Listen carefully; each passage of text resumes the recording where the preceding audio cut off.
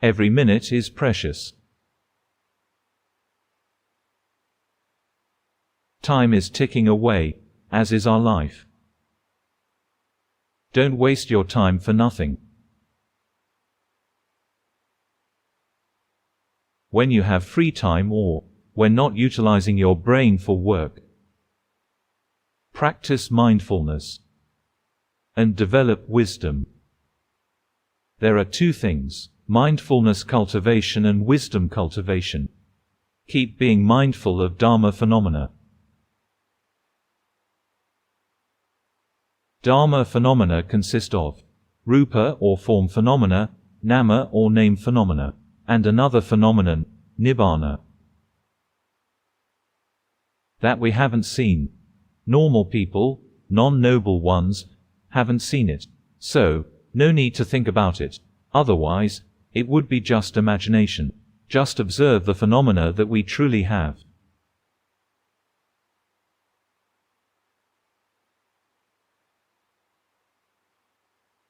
There are four kinds of Dharma phenomena: the mind, citta; mental factors, cetasika; forms, rupa; and nibbana, nibbana. Why does this begin with mind? Because, amongst the Dharma phenomena, the mind is the master.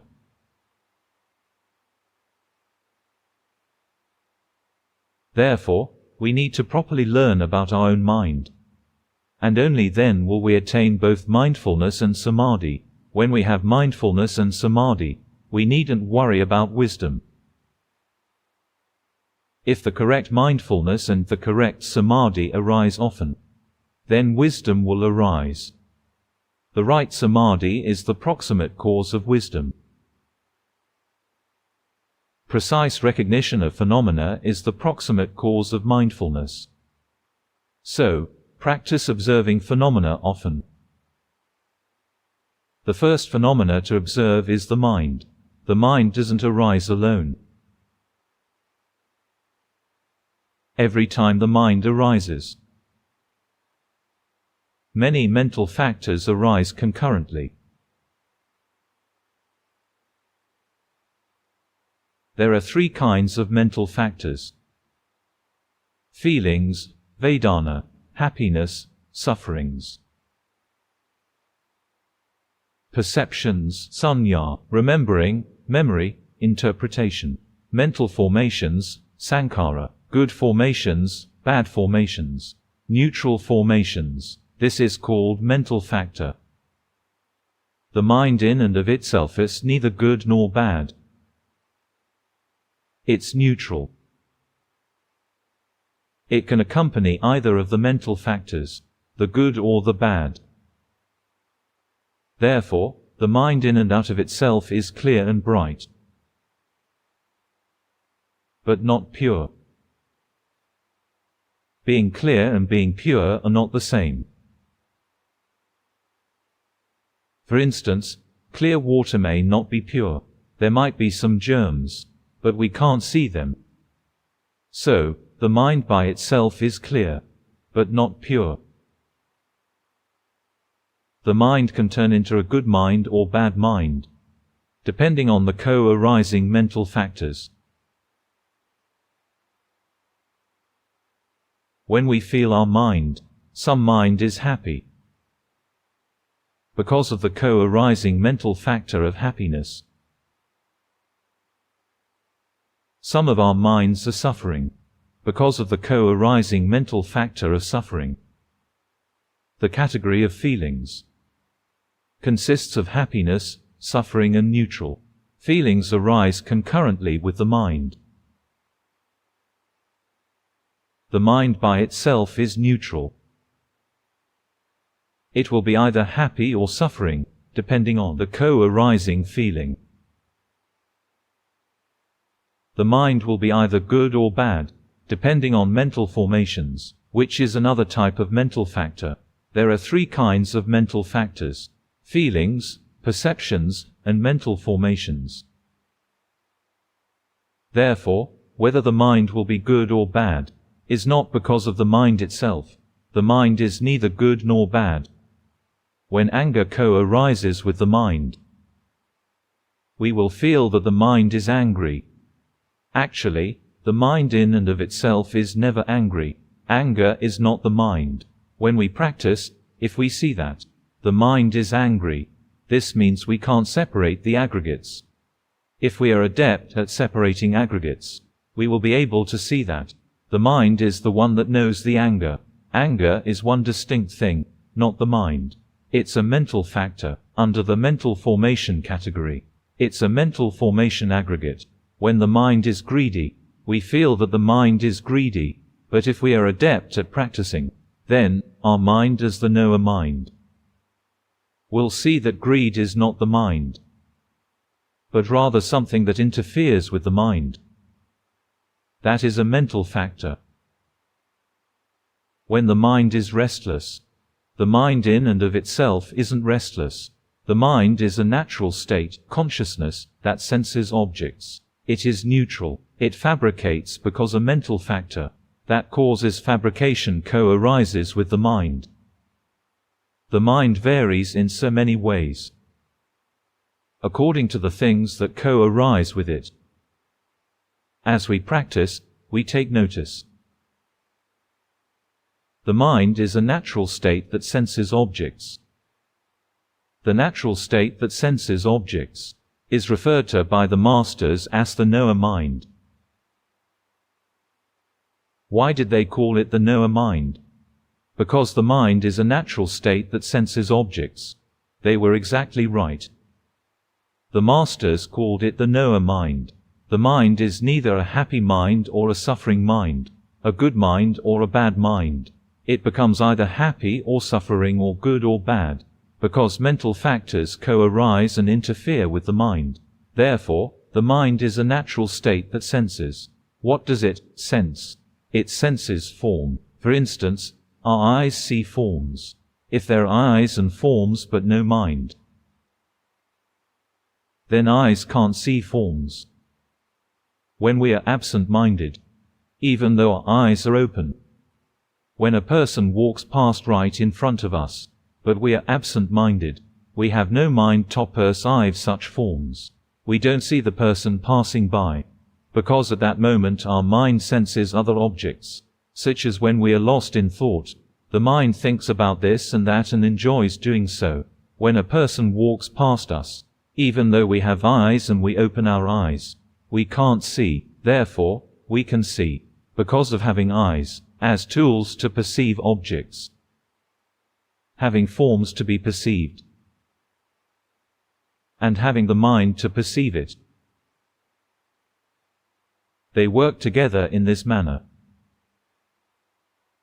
Together, with the eyes, forms, and the mind that senses form, we can see forms. With the ears, sound, and mind that senses sound, we can hear sound. By nature, the mind is just that which senses objects. Through which sense organ will it sense? This we cannot choose.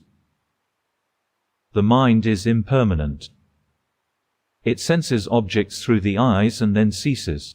It senses objects through the ears and then ceases. It senses objects in the mind and then ceases. The mind is non-self, anatta. We cannot command it to sense only forms, to only hear sounds, or to only sense mental objects. We can't choose to only see forms, or hear sounds, or think. The point where we can't choose just reveals the non-self characteristic of the mind. The mind arises and ceases at the eyes, ears, nose, tongue, body, and mind. But its rise and fall is not subject to our control. Sometimes, we intend not to see, but it still sees. We intend not to think, but it still thinks. We intend not to be angry, but it still gets angry. You see, it doesn't go the way we want it to go. We, gradually, observe our own mind. Observe that the mind functions at the eyes, ears, nose, tongue, body, or mind. Or observe that the mind can co-arise with feeling. We will see that The happy mind is impermanent. We can't command the happy mind to be happy forever. Without happiness, we can't command the mind to be happy. Observing in this way, we will see that the mind is impermanent, anicca, and non-self, anatta. We can see the mind rise, cease, and keep on changing, affected by the rise and fall of mental factors, as well as by the sense doors. Eyes, ears, nose, tongue, body and mind. The mind wanders to see forms, hear sounds, or to think. We can't choose, we can't prohibit it. This reflects its non-self characteristic. We can't command the mind to be happy, nor can we prohibit it from suffering. Thus, we see the mind through mental factors, that is feelings. Or even if we demand the mind to remember, it doesn't do so. Seeing a familiar face of an old friend. What's his name? You don't remember. Instead, you remember his father's name. Or his last name, but not his name. Perceptions, memory and recognition are not under our command. If perceptions were under our command, we wouldn't forget anything, or we could forget things as we please. In the past, there was a consort of a monarch. Somdit Pra Vasa Ayika Chow, who was the grandmother of King Rama IX. In her life story, all her children died before her. Thus, she said, "I want to forget everything in this world." But can we do that? We can't deliberately forget things. You see, this is perceptions. We can't forget things on purpose. She said she didn't want to remember anything, but she couldn't forget. She didn't want to think, but she couldn't stop thinking. Everything she experienced was Dharma. We can't command our mind to either forget, or to remember, to be happy, or not to suffer, to be good, or not to be bad, or not to be greedy, or not to be angry, or not to be lost. We keep learning from the truth. Sometimes, we see mind rise and fall, through the rise and fall of sensory doors. For example, rise at the eyes and fall, rise at the ears and fall. Sometimes, we see the mind rise and fall, through rise and fall of mental factors. For instance, when happiness arises, we feel that our mind is happy. As we observe it, the happy mind ceases. The mind ceases concurrently with the happiness. Therefore, the mind and mental factors always arise concurrently, exist concurrently, and cease concurrently. We can't see the mind, because the mind is the knower. If we look for the knower, we can't find it. So, to see the mind, just be aware of the mental factors that co-arise with the mind. When we practice adeptly, we will see the mind rise and cease at the 6 sense doors. For instance, I teach my monks in this temple to see the mind. We can't see it. That is, in the beginning, we can't see the mind. When the mind is happy, know it. Mind is suffering, know it. Mind is neutral, know it. Learn to see it in this way again and again. Later, it will be seen that we can't command the happy mind to arise. And if it has arisen, we can't command it to last forever. We can't command the suffering mind not to arise. And if it has arisen, we can't command it to cease quickly. They are not under our command. In this way, we see the 3 characteristics of the mind. Through feelings. Feelings are easy to see, as they are obvious, second only to form. Regarding the 5 aggregates, the Buddha began from the most obvious to the subtlest. Form is the most obvious, that is, body is most obvious. Next is feelings, that is, happiness, suffering. Subtler still are perceptions. Even more subtle are mental formations. The subtlest is consciousness, that is, the mind. Why isn't it called the mind? Why is it called consciousness? Consciousness is the mind. that arises and falls at the eyes, ears, nose, tongue, body, and mind. Therefore, there are 6 kinds of consciousness. Consciousness is the mind that sees form, the mind that hears sounds, the mind that smells odors, the mind that tastes flavors, the mind that feels tactile sensations, the mind that is aware of thoughts. It's subtlest to see the rise and fall of consciousness, to learn to practice, if we'd like to observe non-form phenomena. Luangpu likes to advise that we start with observing feelings first, in this moment, whether our mind is happy, suffering, or neutral. Practice observing it, again and again. In the beginning, it feels like we're happy, we're suffering, we're neutral. After a lot of practice, our wisdom will be more mature. It won't feel like we're happy, we're suffering, we're neutral. But it rather feels like the mind is happy, the mind is suffering, the mind is neutral. As we keep practicing, we will get even better. We will see that the mind is not happy, the mind is not suffering, the mind is not neutral, but the mind is merely the observer, knower.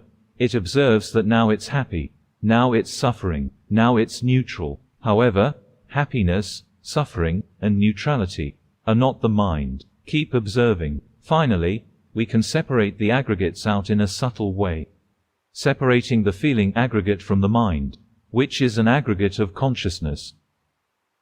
So, when we learn to practice, we don't need to do much. If we practice with a meditation object, and if we like to observe mental components, then the easy ones are happiness, suffering, and neutrality that arise in the mind. They are mental feelings. Don't practice observing happiness or suffering of the body, because they are specific to the body. When we observe them, bodily feelings, and if we don't have enough samadhi, then it could be unbearable. For example, when it's very painful, if we keep observing, and if our samadhi is not enough, we will feel, oh, the pain is so overwhelming. It's unbearable and drives us crazy. Therefore, to observe bodily feelings, we need to practice samadhi first. The scripture states that contemplation of the body and contemplation of feelings are suitable for one who practices samadhi. With samadhi, it's easy to observe. Without samadhi, for example, you can't enter jhana. It's easy to observe mental feelings. Once arisen, bodily feelings don't cease easily. They last longer. For instance, a cancer patient is in continuous pain.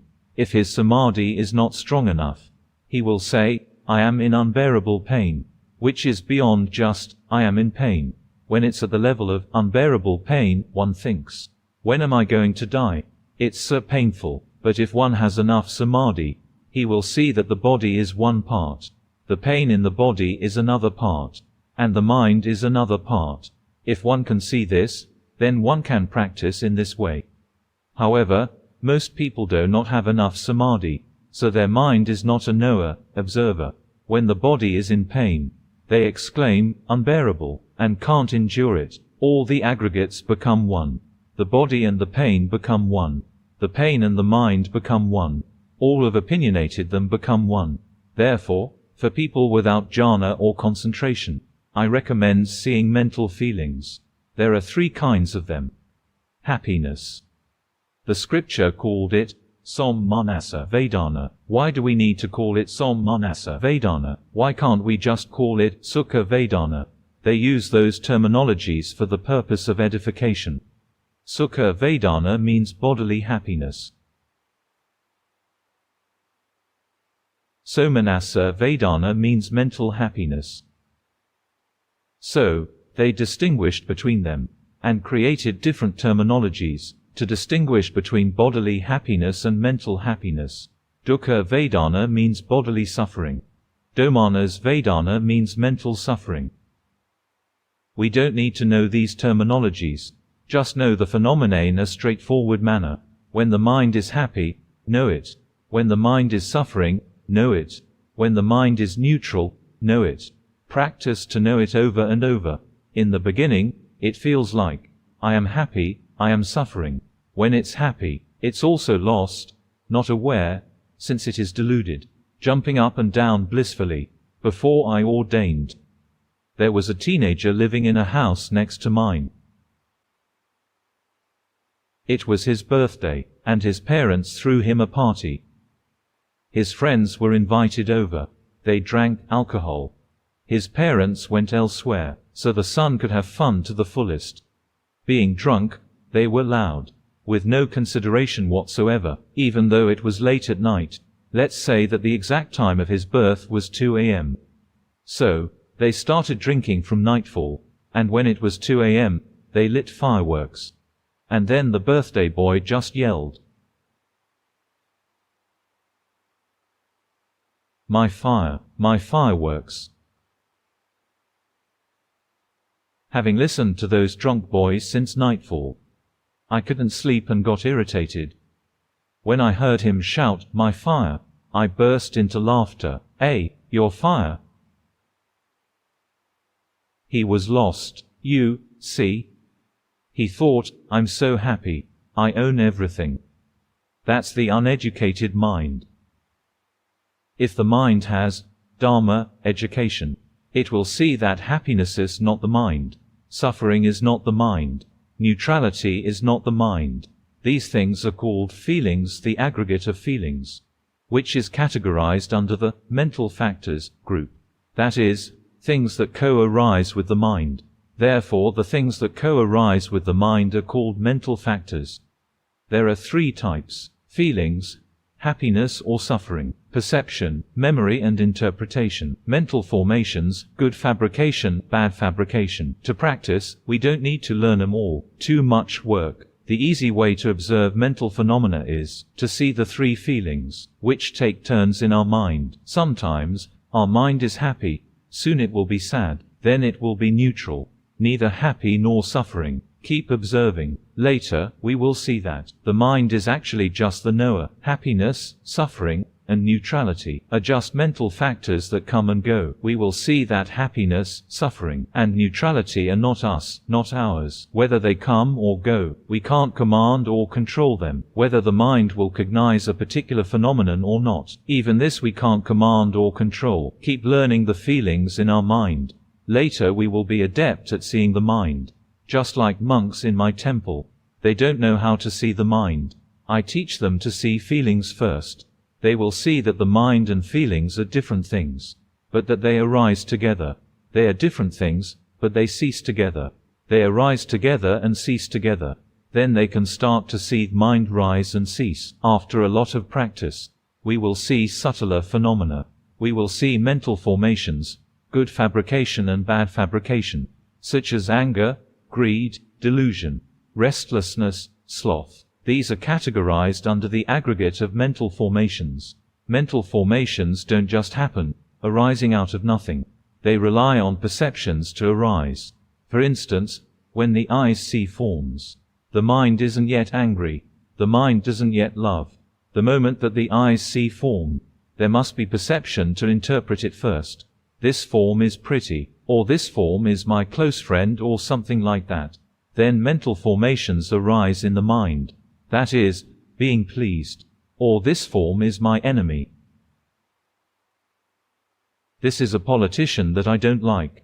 Perception works first. It interprets, gives value, gives meaning, and defines what it is. As we have information stored, then mental formation is concocted. That's why the Buddha put perception before mental formation. Form, feelings, perception, mental formation.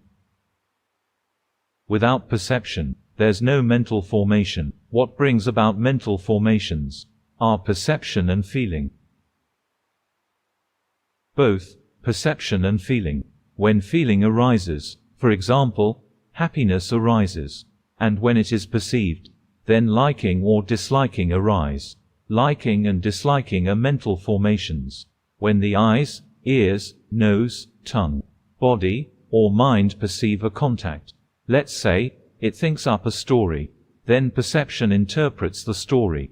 This story is good, this is my friend, this is what we love, what we like, this is the song I like, or something like that. That is, it concocts mental formations. That is, concocts liking or disliking, concocts craving, raga. These are mental formations. It concocts obvious conditions. So, in the beginning, learn to see feelings, because they are simple and straightforward.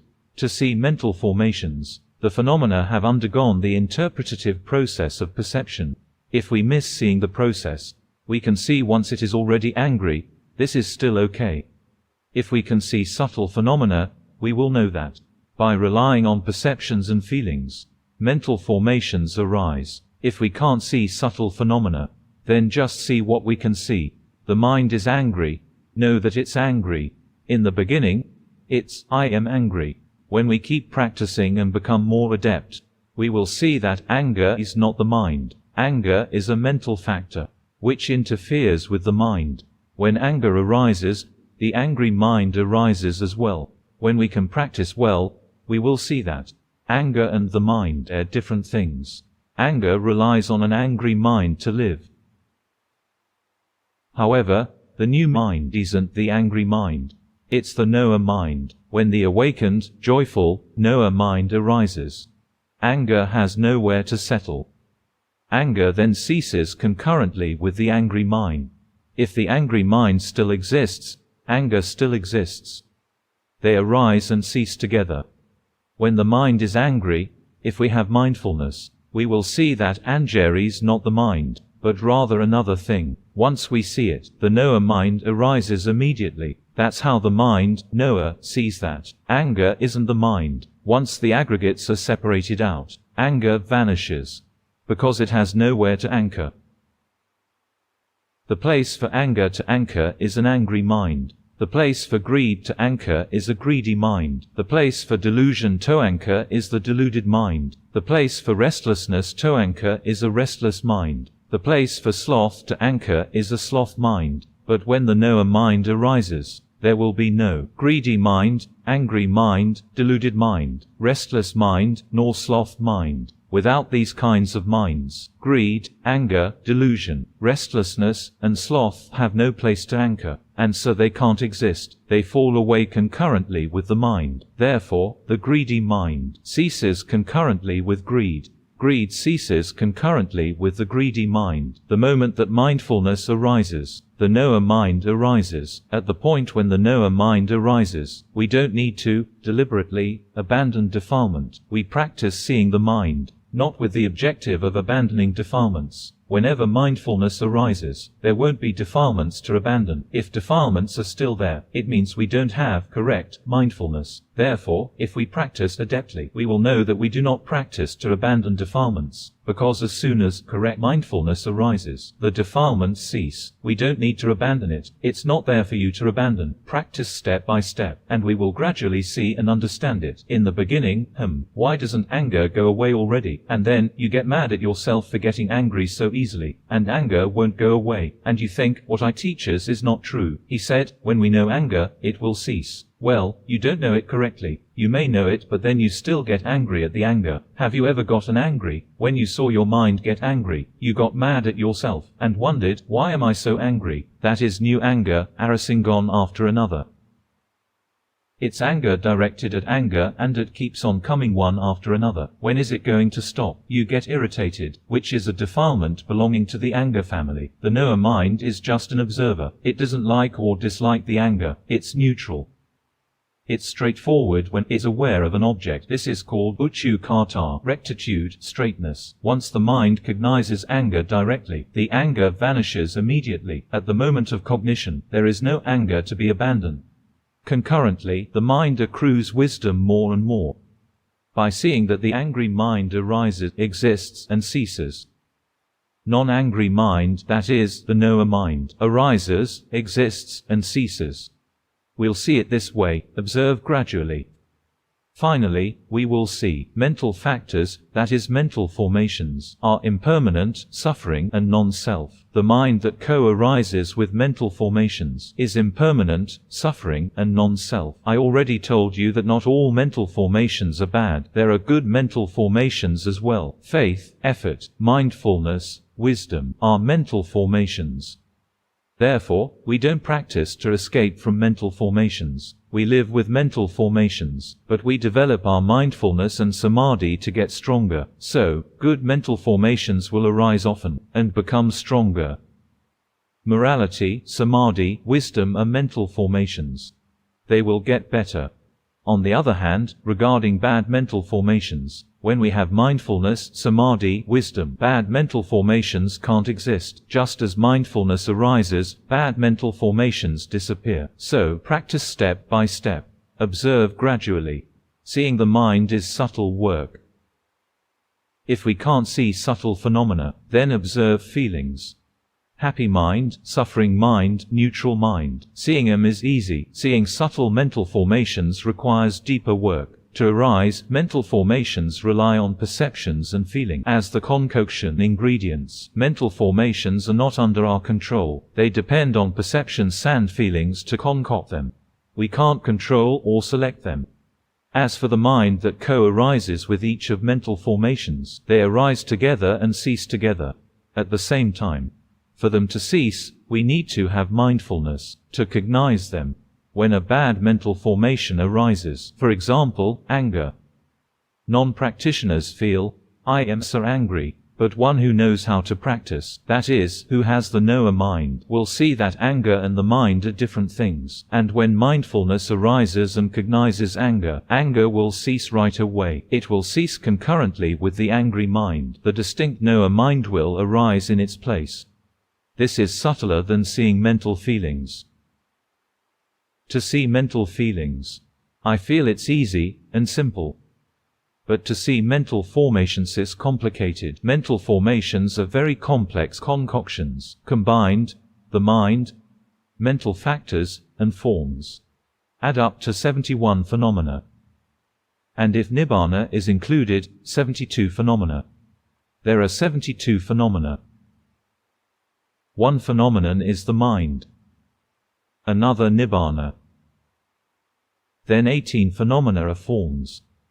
And 52 phenomena are mental factors.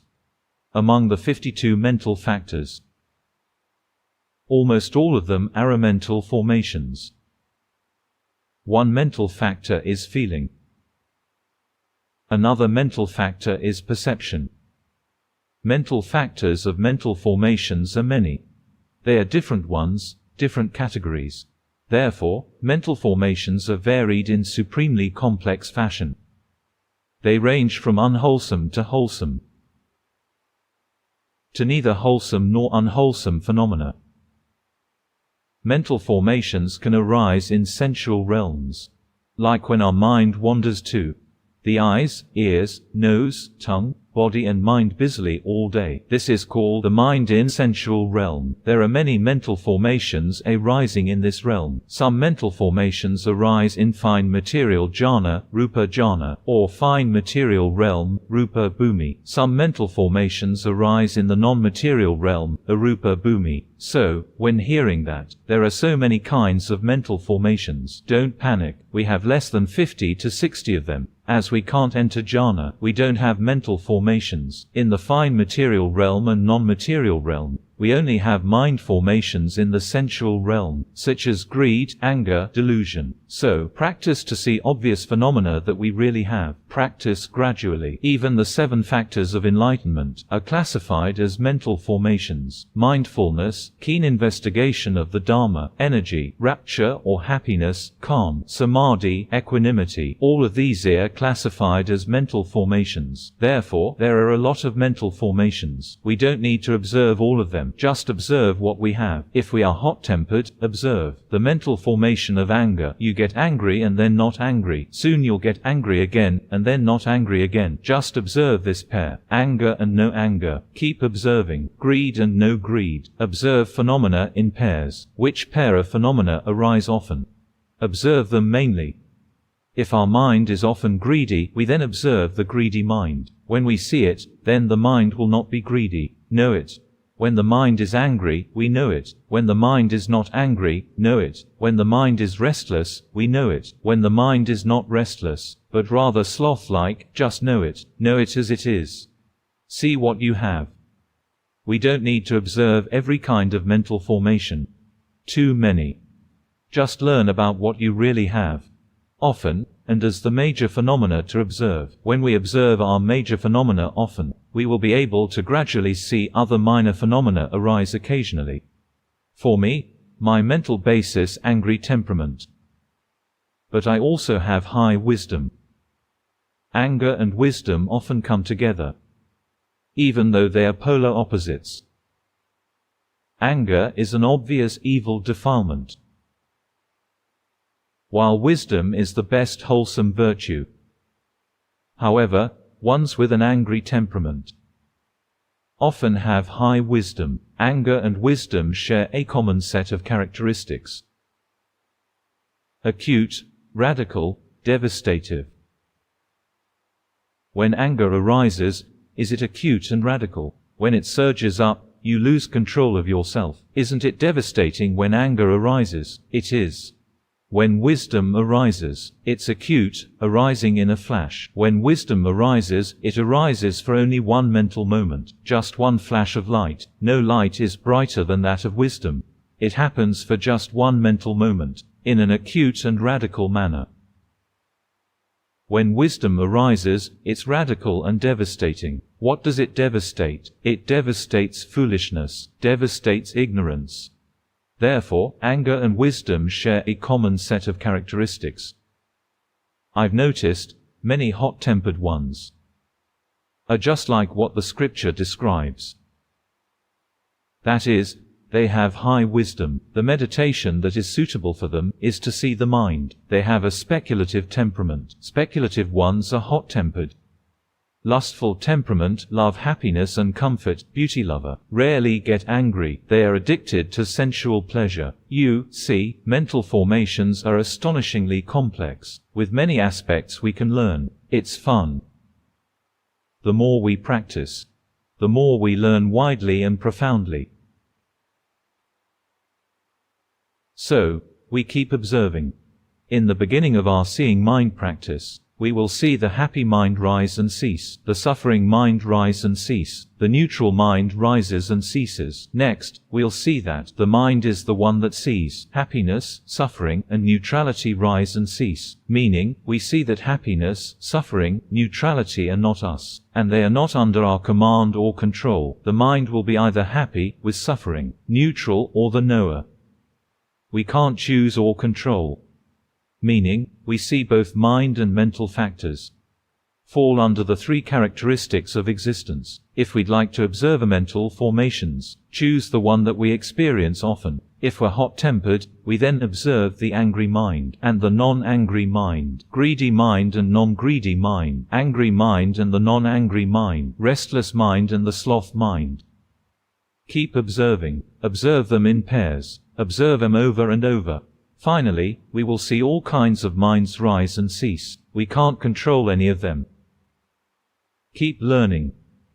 When we're adept at seeing the mind, we will progress to see the mind rise and cease at the sense doors. This is the most difficult one, because it's swift. Soon, the mind wanders to see. Then the mind wanders to hear. Soon it wanders to think. It happens extremely quickly and frequently. If our mindfulness isn't strong enough, we can't catch it. It's been lost in thought for a long time before we know it. It's been lost in sight for a long time before we know it. Therefore, mindfulness and samadhi must be strong. If we have strong samadhi, when the mind cognizes a form, we will see that the mind has wandered out. That is, the mind has arisen at the eyes. The mind will see phenomena in this way. In the beginning, we may see it, but not quite in a correct way. We will feel that the mind, which is a knower mind, wanders out. The knower mind wanders out to see forms at the eyes, to hear sounds at the ears, to smell odors at the nose. In the beginning, we will see phenomena in this way. Later, as we keep practicing gradually, we will see that the knower mind is one thing, and the mind that sees form is another. It ceases concurrently with the act of seeing form. The mind that hears sound is another one, different one. We will see that the mind that sees form, the mind that hears sound, the mind that smells odor, the mind that tastes flavor, the mind that feels tactile sensation, the mind that knows mental phenomenon, they are all different ones. The minds that know mental phenomena are such as the happy, suffering, neutral mind, good mind, bad mind, not good not bad mind, etc. We keep learning to be able to see the mind rise and fall at the sense doors. We must be adept and quick with good samadhi and swift mindfulness, otherwise we can't see or catch it. You could be lost for hours before you know it, something like that. It's no good, can't overcome defilement, delusion. Therefore, see what you can see. Observe mental feelings arising in our mind. Observe mental formations arising in our mind, such as when greed arises, know it. When anger arises, know it. Greed ceases, anger ceases, know it. Keep observing. We don't need to know profoundly according to the process I explain. We can learn that later, see that later. Actually, it begins when the eyes see a form. When there is contact, eye consciousness arises. There must be contact. When eyes see a form, this is called contact. When the eyes see a form, there must be the eyes, a form, and the mind. There must be these three things working together for eye contact to arise. Eye contact has only one kind of feeling. That is, neutral feeling, not happy, not suffering, just neutral. Then it sends a signal to the mind. When the signal reaches the mind, then happiness, suffering, or neutrality arise at the mind. Then, perception will interpret it, and liking, disliking, greed, anger, delusion will arise. After that craving, tanha, will arise. Once craving arises, mental striving will arise. Mental striving is a state of becoming. Craving stimulates mental striving. When mental striving arises, the mind will begin to seize, to cling to the eyes, ears, nose, tongue, body, or mind, to consume objects to its satisfaction. This is their process. We don't need to know all of these details. One day we will know. Today, just see that. Hey, the mind is angry, then know it. The mind now is now not angry, know it. The mind is greedy, know it. The mind now is not greedy, know it. Just do the easy practice just like this. Don't think much. If you think too much, you'll think, now that's contact. Oh, now it's a feeling. That is, a defilement has interfered with the feeling already. Ooh, craving has arisen already. Oh, clinging has arisen already. Crazy. You don't see the actual phenomena. It's no use. See real phenomena that we can see. Practice gradually, step by step. Keep learning every day. Finally, we will see that forms, feelings, perceptions, mental formations, consciousness, are not us, not ours. To observe mental components, observe that feelings, perceptions, mental formations, consciousness, are not us, not ours. If we can let go of the attachment of the mind, just this one aggregate, we will be able to let go of all 5 aggregates. If we can't let go of the mind, we can't let go of all 5 aggregates. At most, we can let go of the form aggregate, that is, the body, but we can't let go of feelings, perceptions, mental formations, and consciousness. If we can let go of the mind, we then can let go of all aggregates, the 5 aggregates. If we can see that the mind is not us, then all 5 aggregates are not us. The whole world is not us. If we can see that, the mind falls under the 3 characteristics of existence. We will see that the 5 aggregates fall under the 3 characteristics of existence, and the world falls under the 3 characteristics of existence. Therefore, the mind is the big chief, the head, the president of all kinds of dharma. We cut short our practice to learn the mind directly. It's a shortcut practice. Some may not have enough mental power to be able to learn the mind directly. Then learn the body first. Learn the body for now. When you learn the body correctly and become adept at it, then the mind will gain energy and become a knower mind. Then, we can observe the mind later. Thus, observing the body will enable us to observe the mind later. But if we already can observe the mind, then just observe the mind straight away. Otherwise, it'll be a waste of time. I didn't think these up. These are teachings of the masters. Venerable Mun taught that if you can see the mind, then see the mind. If you can't see the mind, then see the body. If you can't see the mind, nor can you see the body, then practice calmness samadhi. He taught like this. Venerable Dune taught that to see the mind is the shortest way to practice. That is, to cut to the chase. One will be good, bad, happy, or suffering. It depends on the mind. In which realm one will be reborn. It depends on the mind. Thus, to learn the mind directly is a shortcut. It's the fastest route. One will progress quickly. The truth is, Venerable Dune didn't think this up. He learned from Venerable Mun. Venerable Dune spent time learning with Venerable Mun for only a short while. In the beginning, he chanted Buddha and contemplated on the body, according to the basic practice method of Venerable Mun, who taught, chant Buddha and contemplate on the body. Venerable Dune was practicing for only a short while. Then he could understand Dharma. Then, he went to see Venerable Mun, to report his homework. Out of the total of 4 portions of defilements, I've investigated myself. I've abandoned completely one part. The second part, I can abandon only half of it, not all. Meaning, defilements are divided into 4 parts, for the 4 levels of stream entry, once returner, non-returner, arahant. Venerable Dune said he had 4 parts of defilements. He could abandon one part completely, another part he couldn't abandon him completely, but only half. Venerable Mun praised him that, you have good mindfulness and wisdom, being able to investigate your own defilements. Next, practice further. Then, he taught him, Subpa, Sankara Sabpa, Sunya, Anaja. All kinds of formations, all kinds of perceptions, are impermanent. Subpe, Sankara Sabpa, Sunya, Anatta. All kinds of formations, all kinds of perceptions are non-self. He told Venerable Dune to contemplate in this way. Why did Venerable Mun jump ahead to teaching Venerable Dune to see the mind? Because Venerable Dune could see his own mind in detail. How much of the defilements he had, he knew it. Therefore, he had the aptitude that enabled him to see the mind very well. So, Venerable Mun cut short, and taught him to see the mind straight away. It only took him months, not many months, to realize the noble truth of the mind. The mind that wanders out is the cause of suffering. The consequence of the mind wandering out is suffering. The mind seeing the mind in a crystal clear manner is the path. The result of the mind seeing the mind in a crystal clear manner is the cessation. Actually, the phrase, the mind seeing the mind in a crystal clear manner is the path, means the path to arahantship. If it were the path to any other level, it would not be crystal clear. To see the mind with crystal clarity means to see the mind fall under the 3 characteristics of existence, like the other aggregates. Thus, to see the mind in a crystal clear manner is the path to arahantship. Venerable Dune took only a short period of time, practicing according to Venerable Mun's instructions. Thus, Venerable Mun did not teach everyone to chant Buddha and contemplate on the body. It depended on the inclination and spiritual perfection of each disciple, which were not the same. Venerable Mun was truly adept and omniscient.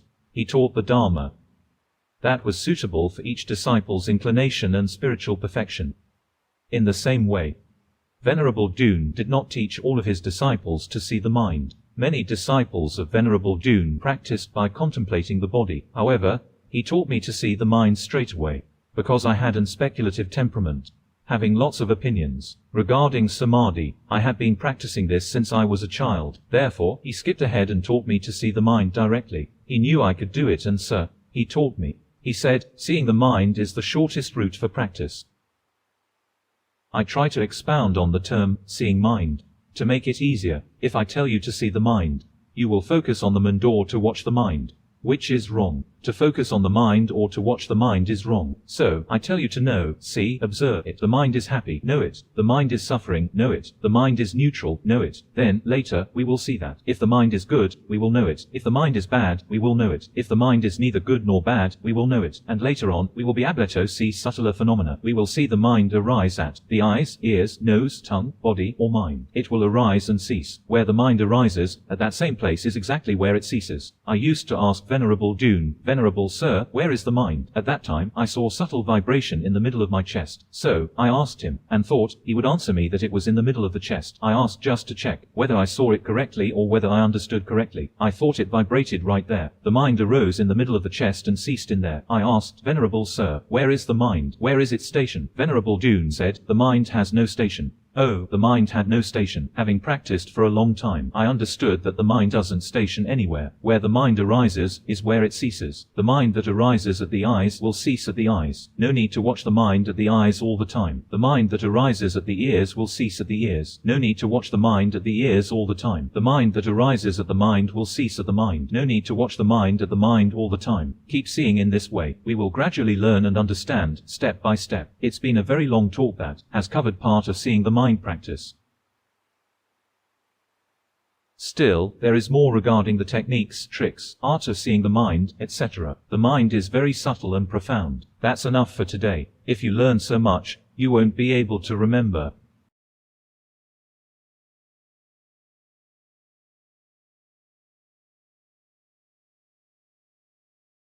Number 1. This is my first report. I've been practicing your teachings for about 3 years. I practice seeing the in and out breath. And many times, I have gotten stuck in samatha. So, I've switched to seeing the body. Please kindly advise, sir.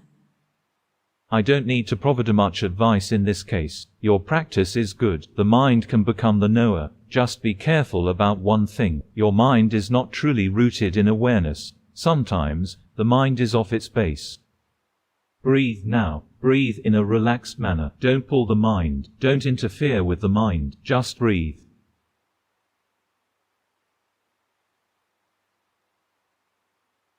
Do you feel, right now, and before are different? The mind, before, was out. Once it's here, rooted in awareness, do you see that it's suffering? It begins to see suffering. If the mind is out, it doesn't see suffering. Why not? Because suffering is not out there, but in this body and mind. Therefore, if your mind is truly the knower, if it's aware within this body and mind, we will see suffering. Not seeing suffering, one doesn't see Dharma. Seeing suffering, one sees Dharma. How you've been training is good. Your samadhi is good. You practice well. Just be careful about one thing. When the mind is not truly rooted in awareness, just know it. Right now, the mind is out already. Do you feel? When the mind is out, you don't need to do anything. Just breathe comfortably. It will be back on its own. If we want it back, it'll be all tight. If it's tight, it's wrong. It means we control it. Now, you're controlling it. Practice more. You can practice well. Good. Next one. Number 2. Currently, the mind has no energy. It's restless, as I've been meddling with the world a lot. I can only see when there's anger. When I'm deluded, I'll be lost for a long time. Would there be any practice method to make the mind become powerful, sir? Now is a difficult time in terms of worldly matters. We need to struggle, to strive, to fight. I am sympathetic to all of you. It's tiring, so, it's difficult for the mind to have energy, to become the awakened joyful knower mind. Our mind is tussling with worldly matters, and becomes restless over it. Just do the best you can. When it isn't time to practice, you need to fight to live. That is when you have some time for yourself, though not much. Give yourself the precious gift to stay with Pamojjo, or with your own breath. The mind is scattered, because it's wandering around grabbing onto various objects, like, when we must figure out something, such as when we must think to figure out how to make a living. It's difficult. Our work becomes difficult. To prohibit the mind from thinking, we can't. So, if it thinks, it's okay. We just keep observing the mind. When it's not time for practice, we need to figure out our work, stay with Pamojjo, or our own breath. Keep collecting our points. Later, when our mind has energy, we can overcome life's challenges easier. Venerable Put used to tell me that samadhi could help us overcome challenges in life very well. Venerable Put was a modern monk who could teach city folk very well. I was his disciple. He told me about an architect who was hired to design a very complex building. He couldn't figure it out. He mulled over it for days on end and yet, still couldn't figure it out. So, he went to sleep. And when he woke up, his mindfulness arose, being aware of his body and mind. He saw his body wake up. His mind was calm and was rooted in awareness. Then, he could see a plan of the building that he needed to design. Right in front of his own eyes. He saw a series of images of the high-rise building's floor plans. He wasn't thinking. The mind taught him by showing him the plan. As a result, he could complete that difficult project easily, because of his strong samadhi mind. If we don't have a strong samadhi mind, just notice when we wake up. When we wake up, we haven't thought about our work. At that moment, the mind has some samadhi. Therefore, the time of waking up is very important. It's the golden minute of life. When we wake up, do not linger in bed lying, stretching, thinking aimlessly. When we wake up with awareness. Be aware of the body, be aware of the mind. The mind will gain samadhi. We will be able to figure out difficult problems. I've been using this method for a long while. When I can't figure things out, I don't force myself to think. When I can't think of anything, I don't force myself to think. I will just do something else. For example, to read a comic book, etc. I will let my mind relax. Sometimes while I am doing sitting meditation, paying respect to the Buddha or chanting a mantra, I realize what I need to do and when I need to do it. It will just occur to me on its own. This is the power of samadhi. Sometimes when I wake up in the morning and think about practice, it just occurs to me how to practice, or what Dharma I should talk about that day. Sometimes, I know from early morning, the Dharma that I will be giving a talk about. I don't prepare Dharma topics in advance. Sometimes, when nothing comes to mind, I'll just have some tea first. Then, it will occur to me what Dharma I should talk about. These are all related to samadhi. Thus, when our mind is in a bad state, we don't struggle to figure out how to fix it. Can't think of anything. Then, you bang your head. Doing so will only make it worse. Don't be mad. Student number 2. Do you feel that now your mind is better than before? Do you feel that now your mind has awakened? It has become clear and light, even though I haven't taught you anything much, but your mind has changed. Because your mind can receive Dharma. Don't try to figure it out. The mind is listening to Dharma. Let it do so. The mind is calm as it has samadhi. It knows what to do and what not to do. It will know by itself. Now, you can overcome challenges in life better than others. To give an example, those who play the stock market are very restless.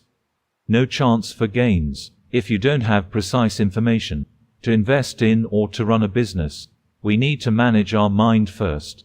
If our mind has samadhi, it will have no bias. It will be able to see through problems in a fairly straightforward manner.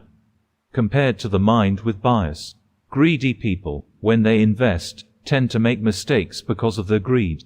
If our mind has samadhi, without greed, it knows when to do what, when to invest and in which stocks, when to step back and when to move ahead. It'll know by itself. It knows the rhythm of its own life. Therefore, practice samadhi, but not the drowsy kind. Practice mindful samadhi. Then, we can use it for worldly matters in many ways. Right now, your mind has gained some energy. Just feel it. If we want to practice Dharma further, observe that the body is not us. Feelings are not us.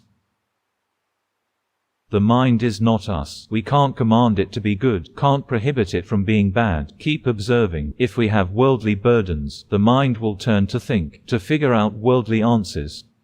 Which answers will come up easily and rarely wrong. Number 3. Number 3. Last time, Luangpu told me to practice walking meditation and be aware of my mind, and to pay more attention to the mind rather than the mantra or the walking. I practice accordingly. I begin to be able to see when the mind wanders out to think. However, some days I'm still restless a lot. During the day, I try to be aware of the body moving. However, I still intend to know, and I still need to remind myself to be aware of myself. If I forget to remind myself, I will be lost for a long time. Please, kindly point out my mistakes and please give me homework to develop myself, sir. Nothing is wrong with your practice. It will gradually get better. It won't be good instantaneously. Mindfulness, samadhi, wisdom can deteriorate. Some days we have samadhi, on other days we don't. Some days mindfulness arises quickly, and on other days, it's slow. You've been lost for an hour and you still don't know. It's uncertain. Our job is to generate the cause. And then the result will come by on its own. We will see that even though we generate the cause every day in the same manner, the result of each day is not the same. Some days the mind is calm. Some days the mind is restless. Some days mindfulness arises often. Some days mindfulness doesn't arise. Some days we see the three characteristics of existence. Some days we don't see anything. Therefore, we will learn that even though we generate the same cause, we practice the same every day, the result will not be the same, and we shouldn't try to make the result the same either. We will learn that in reality it's erratic. Even though we control the input be the same each day, that is, do the same practice, the output will not be the same. Erraticism demonstrates the three characteristics of existence. You see, sometimes the mind is calm. Some days the mind is calm. Other days the mind is not calm, no matter what you do. This is because the mind falls under three characteristics of existence. The Dharma is teaching us, but we think that this is not Dharma. If it's Dharma, it must be good always, happy always, peaceful always. Therefore, to see that it, mind, deviates is Dharma. If we understand this point, we will know that it isn't surprising. Restless mind isn't surprising. Calm mind isn't pleasing. Calm mind will soon scatter. Scattered mind isn't displeasing. The mind can scatter because we can't control it. If we practice consistently, we will be able to see the three characteristics of existence clearly. Your practice is good, very good. Practice more. Number 1. Still thinking too much. Don't think too much. We learn meditation by being aware of it, not thinking about it. Number 4. Last year, you told me to see my own ego. At first, I thought I saw it, but I didn't. Later, I learned from a teaching assistant that my samadhi wasn't enough. After I've increased my samadhi, I can see and understand the reasons why I can't get along with people. It's because of my ego, which makes it so difficult to live with the world. Luangpu, please give me advice. Your practice is correct. To be able to see that we have an ego and to see that the ego is not us. Our mind must have enough samadhi. Therefore, you must practice formal meditation every day, so your mind will be energized. Therefore, the teaching assistant has taught correctly. Samadhi can't be neglected. The weaknesses of lay people. Samadhi and consistency. These two are big problems for lay people. To fix these problems, we need to have discipline. We must practice every day. Every day, we need to practice formal meditation. Then, we will have consistency, samadhi and energy. Consequently, in daily life, we will be able to cultivate mindfulness and wisdom. If our samadhi is not enough, we can't see phenomena. It'll be like rippling water, where we can't see things at the bottom of the pond. If the water is still, we can see through to the bottom of the pond. That is, we can see the things that hide inside of our minds, the ego that hides in our minds. Our mind must be still and calm enough. Therefore, we can't neglect samadhi. We must practice samadhi every day, so that we can see phenomena clearly. Once we see them, we'll know that they're not good, not pretty. When the mind is aware of that, the mind will gradually let go of them. If we can let go of our ego, then later we will be able to get along with people. We will have more friends. Someone with a big ego has no friends. No one likes people with big egos. Why? Because everyone has a big ego, and their egos clash against one another. If we train ourselves not to be so self-absorbed, wherever we are, we will be happy. We will be more reasonable. When other people offer their ideas, if we are egotistical, we will feel that they are not good. Only our ideas are correct. If we can reduce our ego, we will be able to listen. These are good ideas. We can put the ideas into practice. So, meditation is very beneficial. With practical applications, we will be able to get along with the world and with others, as we will be able to see through people, and will no longer be bloody violent. Those with big egos are like rabid dogs. They bite everyone. Whatever comes into contact, they won't like it, and they bite viciously. We are not mad dogs. If we practice, we will be human, complete human beings. Good. Your practice is good. Number 5. From my practice, I can see that the body disappears. The body is empty, with the mind as the knower. I see the mind rise and cease and that it is not under control. Please give me additional advice and guidance for my practice. Good that you can see it. But your mind must have more energy than this. Your mind is not energized. Hence it sees in such a manner. We need to see it in a more courageous and high-spirited manner. You see it in a low-spirited manner, as your mind is not energized. Try breathing in chant put and breathe out chant do to increase your samadhi power. If we practice every day, for example, walking or moving meditation, if we practice formal meditation regularly, our mind will be energized. For you, practice formal meditation regularly. When the mind is energized, it will be able to see phenomena. Before, the mind could see phenomena, but in such a subdued manner. So, it didn't have enough energy to cut off the defilements. But if our mind is powerful, if we practice formal meditation every day, our mind will be energized, and if it sees phenomena, sometimes wisdom will cut it off. You will see that all things arise, exist, and cease. You will understand this. Therefore, we ought to increase our samadhi power. And then wisdom cultivation will be smoother. Otherwise, it's like we can see it, but won't have enough energy.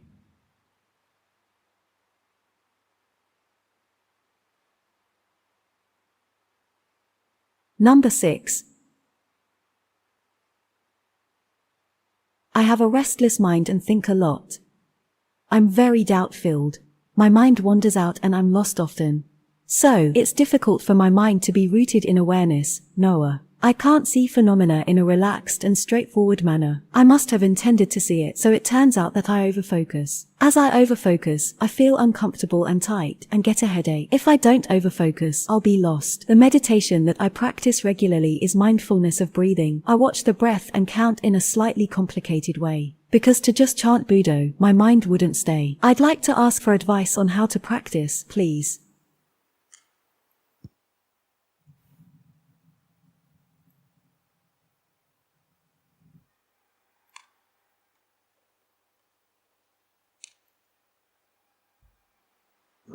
The mind is anatta, non-self.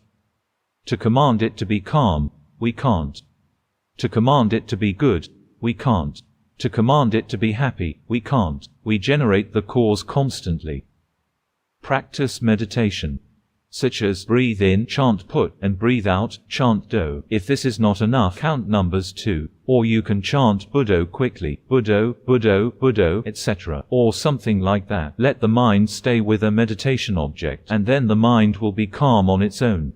If suddenly, we order the mind to be calm, this means we have a wrong goal. If we set a goal that we practice meditation for the mind to be calm, it won't be calm. Set a goal that we practice samadhi just for practice, such as breathe in chant put, breathe out chant do. We practice as an offering to the Buddha. Don't anticipate happiness, calmness, goodness. If we expect the result, the mind will not be calm, because the mind is greedy. Therefore, we practice without expectation. Just adjust a little. Don't expect any result, and practice as an offering to the Buddha. And it doesn't matter whether the mind is calm. Just practice. Keep going. Don't expect any results. The mind will calm quickly. This is a technique. If we expect a result, the mind isn't happy. If the mind is unhappy, samadhi doesn't arise. Therefore, we don't expect any result. Instead, we suppose that every in and out breath is like a flower offered to the Buddha, to pay respect to the Buddha. So, we keep breathing as an offering to the Buddha, without any expectation. Then, it will work. But if we practice and expect calmness, when is it going to be calm? Why isn't it calm yet? Well, it's not going to be calm. We need to adjust our attitude here. We don't practice for goodness, happiness, or calmness. We practice as an offering to the Buddha. Then, it will be calm by itself. Number 7. Earlier, I'd been practicing formal meditation quite a lot. During the day, I could remain aware of myself. I felt the world was far away. However, now I need to focus more on my work. So, I have less time for formal meditation. Now I feel I am one with the world. Please may I ask whether my practice is still on the right track? It is. When we have time for ourselves, we then learn as much as we can. When we need to tussle with the world, we do it like a disciple of a master. When our mind is stressed at work, just be aware of it. When we can't think of anything, just come back to our breath or mantra. The mind will be calmer, and then it will be able to sort things out, just like what I had taught earlier. When we can't think of anything, don't just keep thinking to figure out. It's of no use. Relax our minds first. We will have the advantage over others. When I was a layman at work, I had more advantage over others. Wherever I worked, I could rise the career ladder fast, because I could work efficiently due to my good samadhi. Suppose that I needed to read a big pile of documents, to summarize the key issues, to analyze its causes and effects. What were the main causes? What were minor causes? To solve this problem, what resources did we have? If we couldn't solve the main problem, then we should sort out the minor ones. The mind would know, also, how to write work strategies, to develop a complex strategic plan. I could do well, as my mind had samadhi. If we are stressed at work, if we hate our job, because earlier we had time for ourselves as we didn't have to work. When we must work, we feel it keeps us so occupied. We feel irritated. Just be aware of the irritated mind. Just tell yourself that now it's our duty to work. We are at the working age, we must work. If we rest at the working age, and work at retirement age, then we'll be in trouble. Therefore, now we need to work to support ourselves. Plan our life ahead. If we have a duty to take care of our family, then do so. If we have a duty at work, then do so. If we have a duty to the country, do so, but do it with understanding. Don't do it with frustration and unwillingness. If we are frustrated, be aware of it. Don't let frustration take over our heart, to the point where we become weary. Then we will not do well in terms of worldly work, and not progress in terms of Dharma work. If we carry on working with an equanimous, rooted in awareness mind, our work will be good, and our Dharma practice will progress. If we practice well, the mundane and the supramundane can go together. They won't contradict each other. Be patient. If we feel like we don't want to work, it means that we are addicted to calmness. We are bored with the world, and want to escape from the world. These are the symptoms of one who is addicted to happiness and calmness. Therefore, in practicing, don't be addicted to happiness or calmness. Then, wherever we are, it'll be the same. Next one. Number 8. I practice mindfulness of breathing as my formal meditation. I practice it every time I wake up at night, around 2 to 3 times, thinking that if the mind doesn't enter samadhi, I won't go back to sleep. During the day, I practice lost and know, to be aware when the mind is lost. I'd been practicing in this way for 3 months, when I saw a mental image of me being in a cage and another one of me standing outside the cage. When I woke up in the morning, I felt as if my body was a cave, hollow, and the mind was inside of it. I felt that the mind and the body were 2 distinct things, seeing that the body was like a robot while I was making my bed. After that, I practiced feeling my body and my mind regularly. One day, while I was listening to a Dhamma talk about wise reflection, about ultimate truth and conventional truth. In my mind, an epiphany happened for just one moment. It saw the state of vast emptiness, and the mind realized that there was no us anywhere. Everything was empty. Everything was just provisional. The mind separates far away from the world. When the mind is greedy, slight suffering is seen. However, the mind still slips out and merges with mental objects. The mind still loves the body. Please, Luangpu, kindly give me some advice. You practice correctly. Practice more. Progress further. You practice correctly. Practice step by step. When the mind is interfered with by delusion, delusion interferes with your mind often. Just be aware that the mind has delusion. Now, the mind is out. It wanders out to thought. Know that it wanders to thought. If we're not aware of this quickly enough, happiness, suffering, goodness, badness will arise. Then, just be aware of these phenomena. That's okay. Good enough. The mind is the knower, the observer. Good. Now, it's the lost one. Do you feel? Do you see that the knower is impermanent? Do you see that we can't prohibit the lost one from arising? Do you see there's not a single kind of mind that we can control? Keep observing in this way. Not a single kind of mind is under our control. We can't command the mind to become the knower mind all the time. Try prohibiting the mind from thinking. We can't. Keep observing in this way over and over. Then, we will see that all kinds of minds are not under our control. Observe it in this way over and over. Today, all the 8 students who reported their homework can practice well.